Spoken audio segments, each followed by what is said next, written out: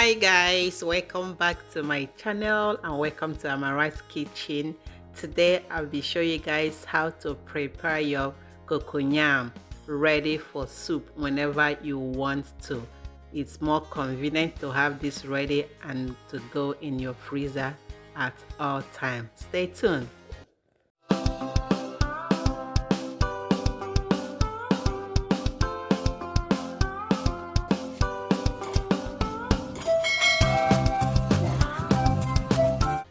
Alright guys, this is the cocoyam that I'll be using today.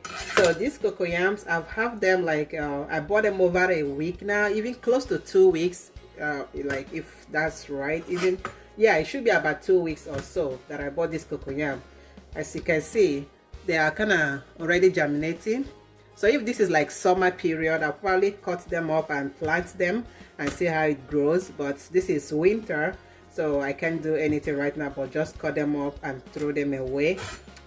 So almost all of them is kind of having those sprouts.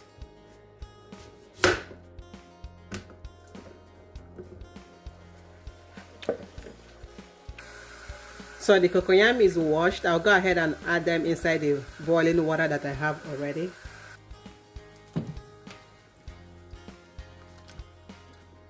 I'll go ahead and cover this up and let it cook. Sometimes it takes about 20 to 30 minutes to cook. So, but I'll keep checking on it with my fork. I will keep poking on it from time to time until it's completely cooked. Alright guys, the cocoyam has been cooking for about 25 minutes and I believe it's completely cooked right now.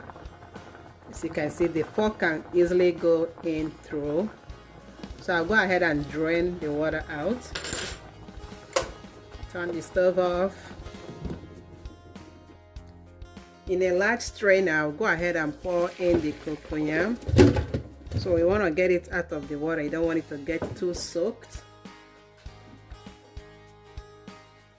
And while the cocoyam is still very hot, we start peeling it off right away because you don't want it to cool down.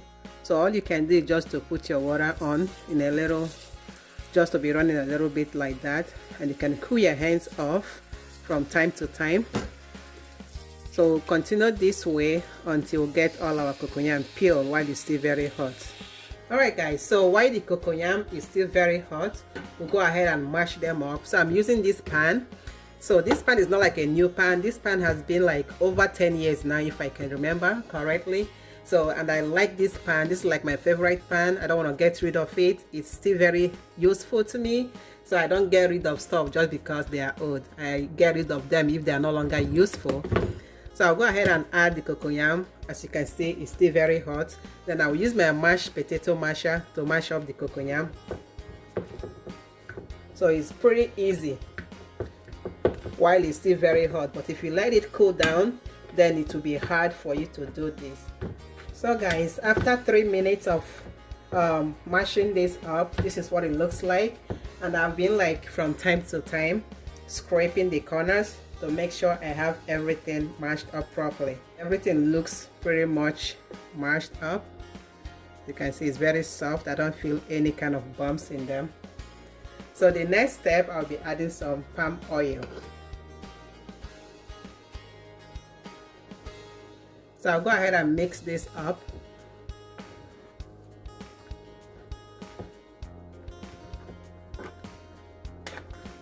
Alright guys, as you can see, so I'm done mixing up the oil that I added, and I haven't achieved the color that I want. If you look properly, you can see that there is still some kind of white spots on them. So I'll go ahead and add more oil. So guys, you can add as many oil as you want or as little as possible, but whenever you're using it for soup, also remember that you already added some oil, so you don't add too much oil to your soup. So I will continue mixing until I have achieved my desired color. So this is a little bit kind of a hand exercise for you.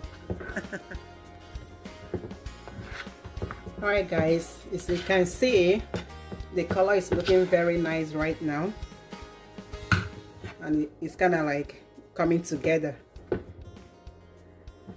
So at this point, this is ready. This cocoyam is ready. for your soup. You can use this for your cocoyam soup, bitter leaf soup, or hot soup. Just go ahead and name it. There's a lot of soup you can make with this. So this is like exactly the same texture you get when you're like using the mortar and the mortar pestle.